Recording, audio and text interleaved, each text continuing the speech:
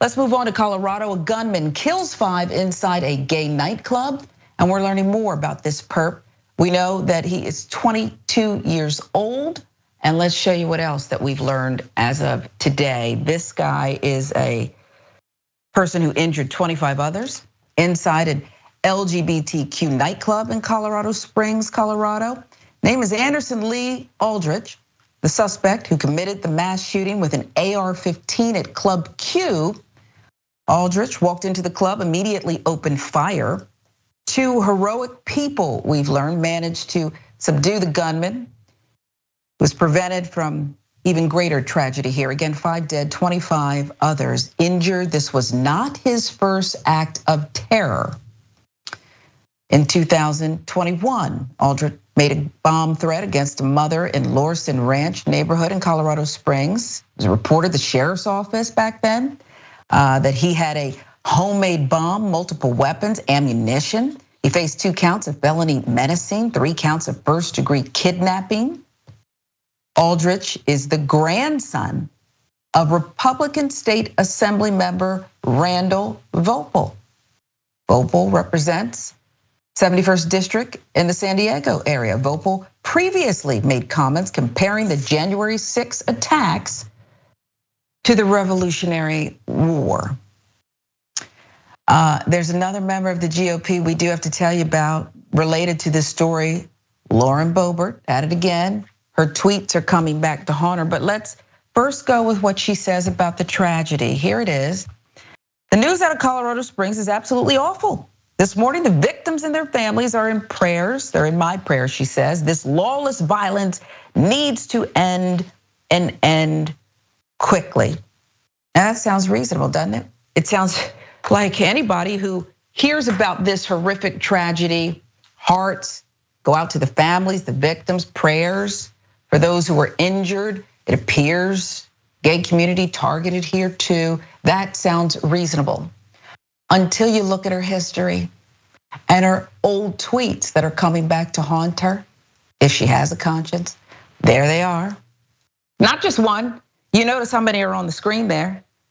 Again, it's just, who are you when the lights are on? Take your children to church, not drag bars, she says.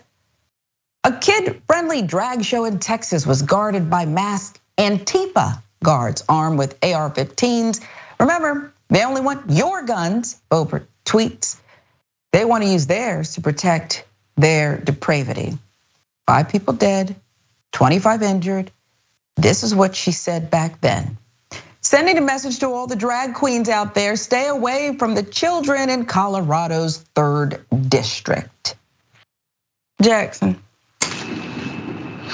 Just when you think it can't get worse with her, she's at it again. Oh, well, we got to be careful thinking that people like her can't get worse, because that's their whole careers is getting worse and getting worse. And that's one of the biggest issues with the GOP itself. And it's ridiculous for them to claim that they don't have anything to do with this type of influence. It's not just Lauren Boebert, but the type of nightly programs and broadcasts that go on people like Tucker Carlson's show. But the reality is that this doesn't have to be normal. And it's so normal that people just kind of accept it as a part of daily life when this type of stuff doesn't happen in other developed countries in Europe and things along those lines. Conservative approaches don't work when drastic change is needed. And the last bill that we got through for gun reform didn't even raise the minimum age to 21. It barely did anything at all. And unfortunately, they're going to be able to use that to say we already put forth some political capital into getting a gun bill passed.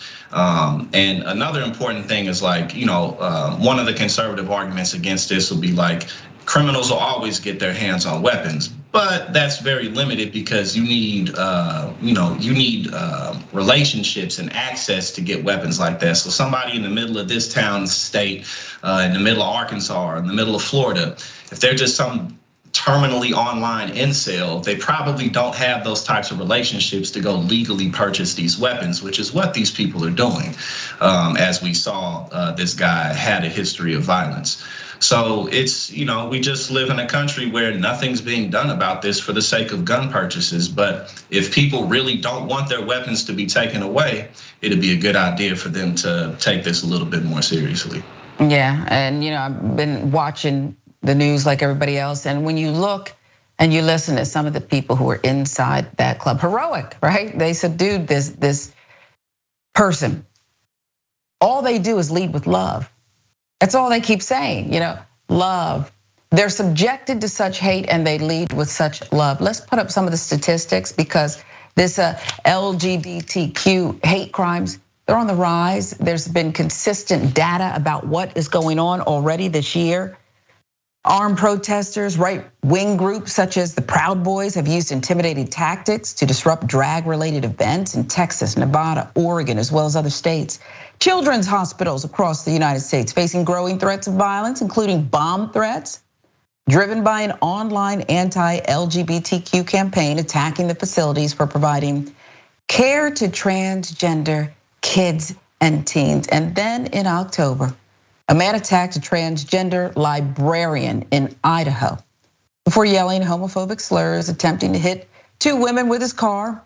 Idaho is one of 18 states that does not have hate crime protections for LGBTQ people, though many local law enforcement agencies still track those crimes. And I want to know, Jackson, because it seems like if you're taking such care and time to show up at drag shows and do what you do and spread your hate and threaten and intimidate people, I'm not even being funny. I believe you're at the drag show because you want to be at the drag show. Yeah, absolutely. And I mean, I live in Jersey, right up here in New York. I'm in the city all the time. This is an area where the LGBTQ communities, people are kind of more used to diversity in general out here.